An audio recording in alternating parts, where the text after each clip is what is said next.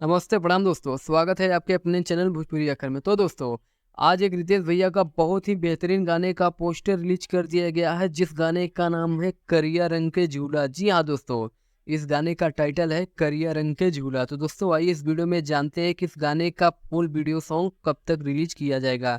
तो दोस्तों वीडियो को पूरा ज़रूर देखिए, और जो भी भाई हमारे चैनल को सब्सक्राइब नहीं किए, तो भाई आप लोगों से रिक्वेस्ट है चैनल को सब्सक्राइब करना ना भूलें। तो चलिए दोस्तों वीडियो को शुरू करते हैं।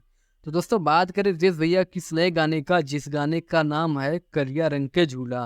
तो दोस्तों इस गाने को लिखे हैं चंदन यदुवंशी, और इस गाने में म्यूजिक दिए हैं छोटू रावत, और इस गाने को गाए हैं रितेश भैया और अंजलि भारती। तो दोस्तों बात करें इस गाने में एक्ट्रेस की, तो दोस्तों इस गाने में एक्ट्रेस हैं सालू सिंह।